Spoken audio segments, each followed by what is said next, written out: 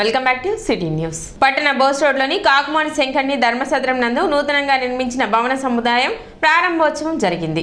MLA Annabathini Shivakumar ముఖ్య అతిథిగా పాల్గొని నూతన భవనాన్ని ప్రారంభించారు. కాకుమాని శంకర్ని యొక్క ఆశయాలను వారి వారసులు కొనసాగించడం అభినందనీయమని, నేటి కాలానుగుణంగా అధునాతన భవన నిర్మాణం చేపట్టడం సంతోషంగా ఉందని ఎమ్మెల్యే అన్నాబత్తిని శివకుమార్ తెలిపారు. అదేవిధంగా సత్రం ఎదురుగా ఉన్న షాపులను అభివృద్ధి పరిచి వాటి యొక్క ప్రారంభోత్సవం కూడా తన చేతుల మీదుగానే నిర్వహిస్తానని తెలిపారు. కార్యక్రమంలో అన్నాబత్తిని శ్రావణ్ కుమార్, సత్రం కమిటీ సభ్యులు పాల్గొన్నారు. ఈ ప్రాంతంలో ఇంత గొప్ప ఆస్తి అన్యాక్రాంతం కాకుండా దాత యొక్క ఆ దాతృత్వాన్ని నిలబడాలన్న ఉద్దేశంతో బిల్డింగ్ కట్టాలని చెప్పి నేను శాసనసభ్యుడిగా ఈ బిల్డింగ్ని నిర్మించేదానికోసం ఏ రకంగా మనం సహకరించాలో ప్రభుత్వం సహకరించి ఈరోజు శాశ్వత బిల్డింగ్ని, అధునాతన బిల్డింగ్ని ఈ ప్రాంతంలో ఎవరైతే దాత కోరుకున్నట్టు ఓ సత్రం పేదవాడికి తెనాలిపట్నంలో అవసరాల కోసం వచ్చిన ఆ వ్యక్తులకి ఓ సత్రం అందుబాటులో ఈరోజు మారిన పరిస్థితికి అనుగుణంగా ఆధునికంగా దీన్ని మోడర్నైజ్ చేసి సుమారు ₹1 కోట్లతో ఈ బిల్డింగ్ని నిర్మించడం జరిగింది. ఈరోజు ఇనాగ్రేట్ చేసుకోవటం చాలా సంతోషపడతా ఉన్నాను.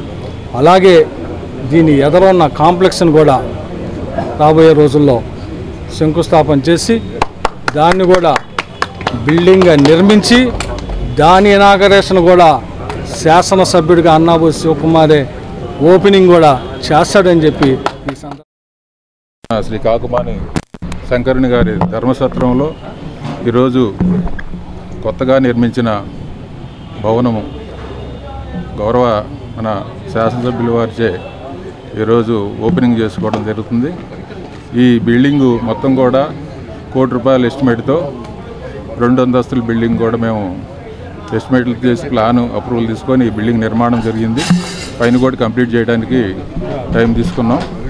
ఈరోజు మన స్థానిక శాసనసభ్యుల వారి చేతుల మీదుగా ఈ పూర్తయిన బిల్డింగ్ని ఓపెనింగ్ చేసుకున్నాం. అట్లానే మా చైర్మన్ గారు, శరత్ గారు మరియు మన పట్టణ పెద్దలందరూ కూడా ఈరోజు ఓపెనింగ్ కార్యక్రమానికి హాజరై దిగ్విజయంగా మా తాతగారు శంకుడు గారు ఈ సత్రం అనేది నిర్మించారు.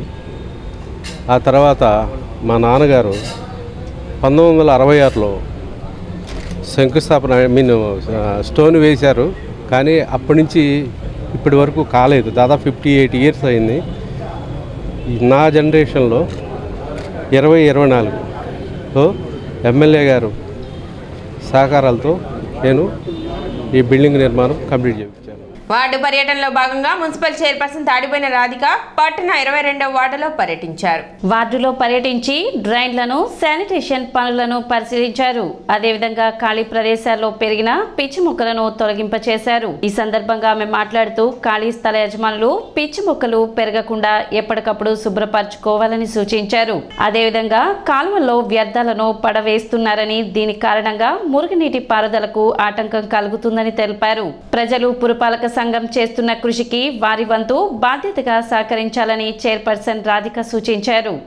కార్యక్రమంలో పలువురు వైసీపీ నాయకులు, పురపాలక సంఘ సిబ్బంది పాల్గొన్నారు.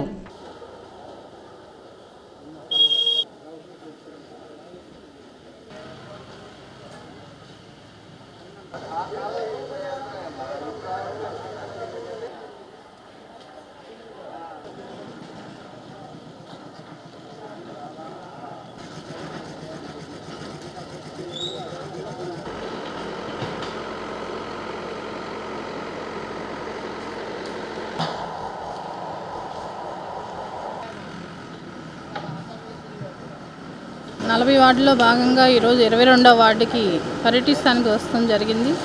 మేము నా వర్కర్స్ సిబ్బందితో రావడం జరిగింది. ఈ మురుగు కాలువలు అనేది ఈ కవర్లు, బాటిల్స్ ఇలాంటి పట్టాన నడవడిక లేకుండా ఆగిపోవడం జరిగింది. అదంతా తీపిస్తున్నాం. అలానే ఖాళీ స్థలాలు ఉన్న వాళ్ళు చెట్లు ఒకసారి చూడండి ఏ విధంగా పెరిగినాయో. ఒక అడవి ఎలా ఉండిద్ది అలా ఉంది. దాన్ని జేసీబీ పెట్టి ఈ రోజున మేము దాన్ని తొలగిస్తూ జరుగుతుంది. ప్రజలు కూడా మా దృష్టి తీసుకొస్తాం, పాములు పురుగులు వస్తున్నాయండి, అది చూడమంటే దాని మీద వెంటనే స్పందించి మన జేపీతో శుభ్రం చేయటం జరిగింది. మీరు పబ్లిక్ చెప్పేది ఏంటంటే, మీరు మా వంతు కృషి మేము శానిటేషన్ మీద చేస్తున్నాం, మీ వంతుగా ఇలాంటి వ్యర్థాన్ని కాలువలో వేయకుండా చూస్తారని, ఏదైనా చెయ్యి కలిపితేనే చప్పట్లు అవుతాయి, అలానే మా వంతు కృషిగా మేము చేస్తున్నాం, మీరు కూడా మాకు సహకరిస్తారని కోరుకుంటూ సెలవు. మున్సిపల్ పారిశుద్ధ్య కార్మికుల సమస్యల పరిష్కారానికి కృషి చేస్తానని మున్సిపల్ చైర్పర్సన్ తాడిపోయిన రాధిక పేర్కొన్నారు. గురువారం 3 టౌన్ పోలీస్ స్టేషన్ వద్ద గల సచివాలయం వద్ద పురపాలక సంఘ పరిధిలోని 8, 9 డివిజన్లోని 137 మంది కార్మికులకు కొబ్బరి నూనె, సబ్బులు అందజేశారు. ఈ కార్యక్రమంలో చైర్పర్సన్ తాడిపోయిన రాధిక పాల్గొని వాటిని కార్మికులకు అందజేశారు. కార్మికులు, అధికారులు, ప్రజాప్రతినిధులు అందరూ కలిసి పనిచేస్తేనే పట్టణం పరిశుభ్రంగా ఉంటుందని, కార్మికులకు ఏమైనా సమస్యలు ఉంటే తన దృష్టికి తీసుకురావాలని చైర్పర్సన్ రాధిక తెలిపారు. కార్యక్రమంలో కౌన్సిలర్ సంజీవ్ రెడ్డి, వైద్య అధికారి నిర్మల తదితరులు పాల్గొన్నారు. కొబ్బరి నూనె, ఈ సోపులు అనేది వర్కర్స్ ఇవ్వడానికి చాలా ఆనందంగా ఉంది. హెల్త్ ఆఫీసర్ గారు అన్నట్టు లూజుగా కాకుండా ఈ బాటిల్లో మీకు ఉపయోగపడేలాగా ఇస్తున్నందుకు ఆయన ఇంకొకసారి ధన్యవాదాలు తెలియజేసుకుంటున్నాను. అలానే ఇచ్చిన వాటిని బాగా సద్వినియోగం చేసుకోవాలని, మేము కలిసి మన తెనాలి పట్టణాన్ని డెవలప్ చేద్దామని, ఏదైనా సమస్య ఉంటే నా దృష్టి తీసిరండి, నేను పరిష్కరిస్తాను. అలానే మన అందరం కలిసి కట్టుగా ఉండి ఒక కుటుంబ సభ్యుల్లాగా మనం మెలుగుదామని కోరుకుంటాం. మీకు అందరికీ తెలిసిన విషయమే, ప్రతి సంవత్సరం కూడాను మనము సబ్బులు, నూనెలు అవన్నీ ఇస్తున్నాము. వాటన్నిటిని కూడాను సక్రమంగా వాడుకోండి, దాన్ని వృధా చేయొద్దు.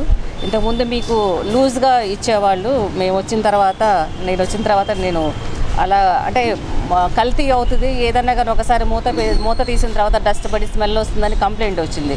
అందుకని చెప్పేసి ఇండివిజువల్గా ఎవరికి వాళ్ళకు ప్యాక్డ్ కావాలని చెప్పేసి నేను అడగటం జరిగింది. దాని ప్రకారమే ఇట్లా మీకు సపరేట్గా సింగిల్గా ఎవరి వాళ్ళకి ప్యాక్డ్ మంచి కంపెనీ నుంచి కూడా ప్రతి సంవత్సరం మీకు ఇస్తున్నట్టుగా ఇవన్నీ మేడం గారు చెప్పినట్టుగా లూజ్గా ఇస్తే కల్తీ జరుగుతుందని ఎవరికి వాళ్ళు భవిష్యత్తులో మీరు వాడుకోవడానికైనా ఉంచుకోవడానికైనా అన్నిటికీ మొత్తం 2 లీటర్లన్నర కొబ్బరి నూనె, 12 సబ్బులు, దాదాపు 2,000 రూపాయలు. 2,000 రూపాయలు విలువ చేసేది గవర్నమెంట్ ద్వారా మీకు అందరికీ ఇస్తూ ఉన్నారు. మీరందరూ ఈ డివిజన్లు 8, 9 డివిజన్లకు సంబంధించి అన్ని కార్యక్రమాలు బాగా చేస్తున్నారు, ఇంకా బాగా చేయాలని కోరుకుంటా ఉన్నాము. ఈ నెల 25వ తేదీ గురువారం నుండి తెనాలి పెన్షనర్స్ అసోసియేషన్ ఆధ్వర్యంలో ధర్నా నిర్వహిస్తున్నట్లు అసోసియేషన్ సభ్యులు తెలిపారు. బుధవారం పెన్షనర్స్ కార్యాలయంలో ఏర్పాటు చేసిన విలేకరుల సమావేశంలో అసోసియేషన్ సభ్యులు వివరాలు వెల్లడించారు. డిమాండ్ల సాధన కోరుతూ రాష్ట్ర సంఘం పిలుపు మేరకు గురువారం నుండి పట్టణ చిన్రావూర్ పార్క్ వద్ద గల ధర్నా చౌక్ నందు ధర్నా నిర్వహిస్తున్నట్లు వెల్లడించారు. పెన్షనర్స్ అందరూ ధర్నాలో పాల్గొని విజయవంతం చేయాలని అసోసియేషన్ సభ్యులు విజ్ఞప్తి చేశారు.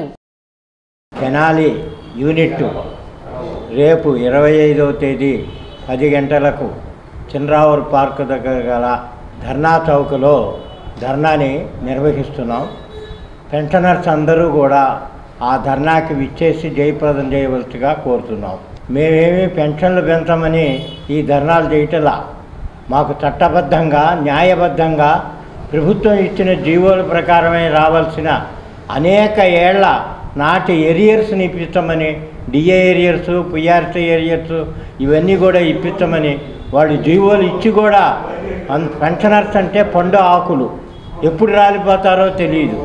ఏళ్ల తరబడి ఇట్లా నిలబెట్టి అట్టుపెట్టి వాళ్ళని ఇబ్బంది పెడితే చాలా ఇబ్బందికరంగా ఉంటుంది. తెనాలిలో చిన్రావూర్ పార్క్ దగ్గర పెన్షనర్స్ అసోసియేషన్లో ఉండేటువంటి పెన్షనర్స్ అందరూ కూడా ధర్నా కార్యక్రమం రేపు 25/1/2024 నిర్వహించడం జరుగుతోంది. మేము అదనంగా ప్రభుత్వాన్ని ఏ రకమైనటువంటి కోరికలు కోరటం లేదు. ఆల్రెడీ ప్రభుత్వం జీవోల రూపంలో ఇచ్చినటువంటి వాటిని అమలు జరపాల్సిందిగా మేము కోరుకుంటున్నాం. మొట్టమొదటిగా దాదాపు 4-5 డిఏలు పెంచినటువంటి డిఏలు బకాయిలు ఉన్నాయి. వాటిని తక్షణం ఆ ఏరియర్స్ చెల్లించాలని డిమాండ్ చేస్తున్నాం. రెండోది 12వ పిఆర్సీలో మాకు రావాల్సినటువంటి పిఆర్సీ ఏరియర్స్ వెంటనే చెల్లించాల్సిందిగా కోరుతున్నాం.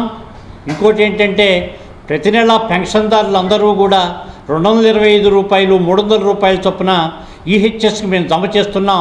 ప్రతి నెల దాదాపు 82 కోట్ల రూపాయలు ప్రభుత్వానికి అందుతున్నాయి. నగదు రహితమైనటువంటి వైద్య సౌకర్యం మాకు అందటం లేదు.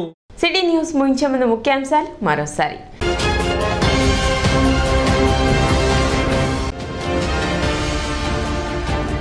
తెనాలి నియోజకవర్గంలో 1800 కోట్లతో సంక్షేమం అందించినట్లు వెల్లడించిన ఎమ్మెల్యే అన్నాబత్తిని శివకుమార్.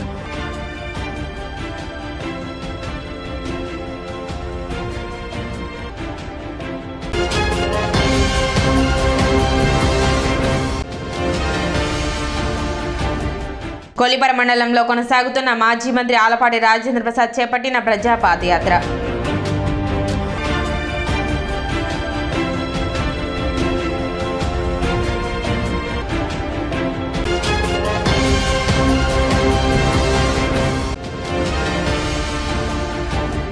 పద్నాలుగవ జాతీయ ఓటర్ల దినోత్సవం సందర్భంగా పట్టణంలో 2K రన్.